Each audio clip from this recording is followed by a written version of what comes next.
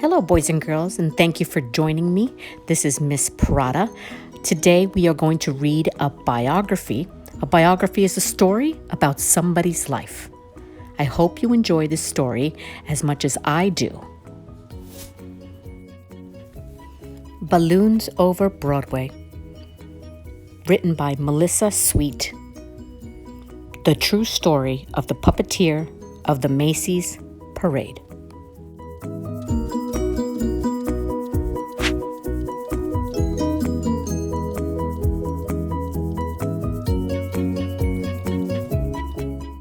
This is a picture of Anthony Tony Frederick Sarg.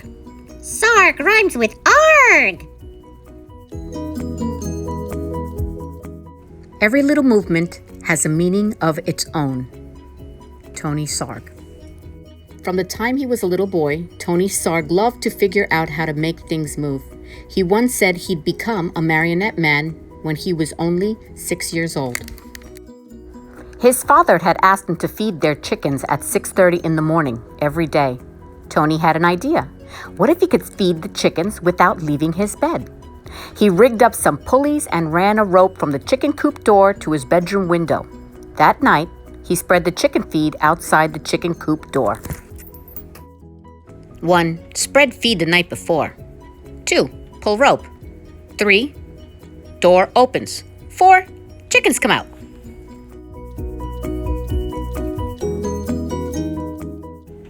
The next morning, Tony pulled on the rope, and the door to the chicken coop opened.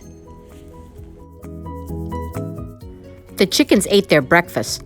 Tony stayed snug in his bed, and his dad was so impressed, never made Tony do another chore.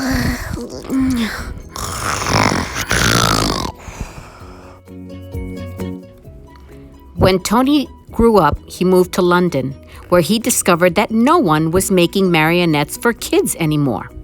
So out of wood, cloth, and string, Tony began to make puppets.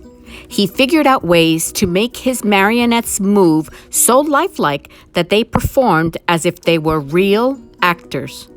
Word soon spread out about Tony's amazing marionettes. When Tony moved to New York City, the Tony Sarg marionettes began performing on Broadway.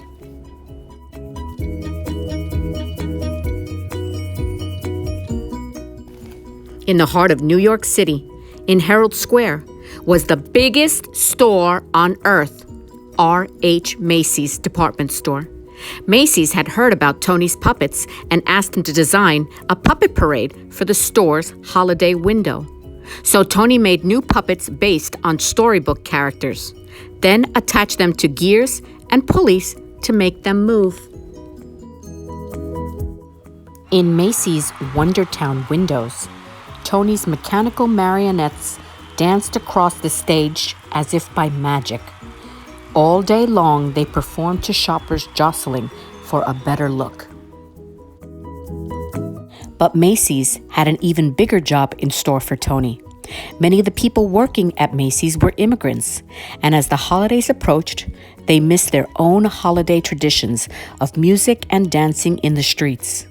Macy's agreed to put on a parade for their employees, and they hired Tony to help. Tony, too, was an immigrant, so he loved the idea of creating a parade based on street carnivals from all over the world. He made costumes and built horse-drawn floats, and Macy's even arranged to bring in bears, elephants, and camels from the Central Park Zoo. The animals joined hundreds of Macy's employees on Thanksgiving Day, 1924, winding their way from Harlem to Herald Square. It was a dazzling parade. In fact, Macy's first parade was such a success that they decided to have one every year on Thanksgiving Day to celebrate America's own holiday. Each year, the parade grew, but when Macy's brought in lions and tigers, in addition to the bears, elephants, and camels, the animals roared and growled and frightened the children. Tony, can you think of something spectacular?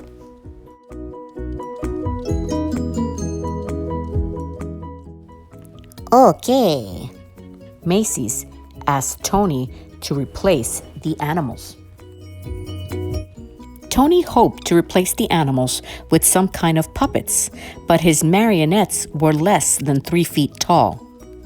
He would have to make much larger puppets in order for them to be seen in the parade. And how could he make them strong enough to hold up in bad weather, yet light enough to move up and down the streets? Tony knew of a company in Ohio that made blimps out of rubber, the perfect material for any weather. When he called the company and showed them his sketches, they agreed to make what Tony wanted. Still, how would Tony make his big puppets move? Then Tony had an idea from an Indonesian rod puppet in his toy collection. On Thanksgiving Day, Tony's creatures, some as high as 16 feet, spilled into the streets, and the crowds cheered wildly.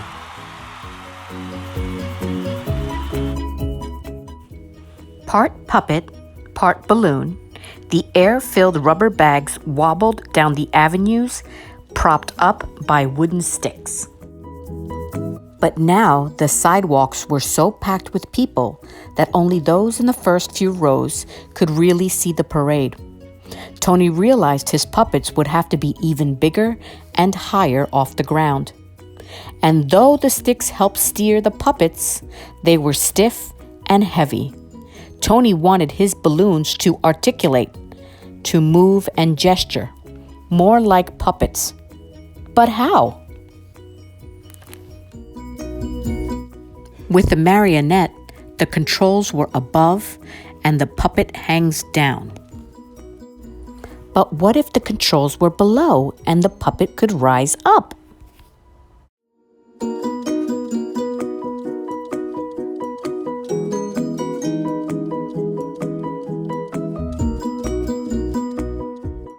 During the next year, Tony set his new idea into motion. This time, he asked the company in Ohio to make balloons out of rubberized silk, as strong as rubber, but lighter than rubber alone.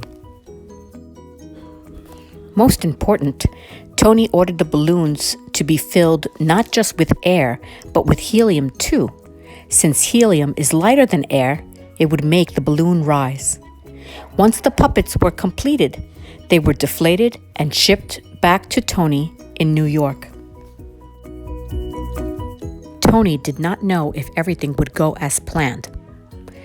What if the balloons are filled with too much helium? What if one hits a sharp object? Will they fit under the L, the elevated train track? It was still dark on Thanksgiving morning when Tony filled the balloons with helium, tethering them down with sandbags. By 1 p.m., the sidewalks were packed with people ready for the parade. Then one by one, Tony cut the lines to the sandbags. Let's have a parade!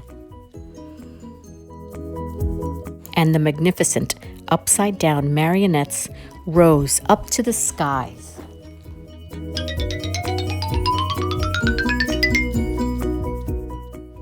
Nodding and waving to the crowds below, they sailed past Central Park.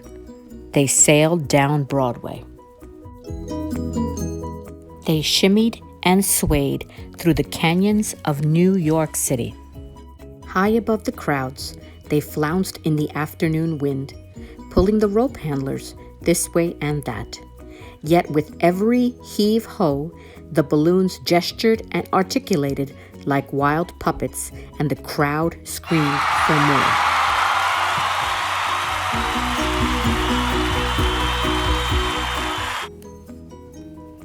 After the balloons were eased under the L, they ended in front of Macy's at Tony's Wondertown windows.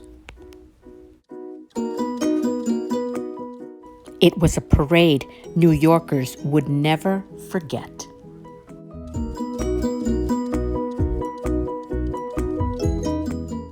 And from that day on, every Thanksgiving morning, crowds have lined the sidewalks of New York City to see what new balloons would rise to the skies for Macy's famous parade. Tony Sarg, the puppeteer who loved to figure out how to make things move, had set the stage with a little rigging for puppets to be anything anyone could imagine it to be.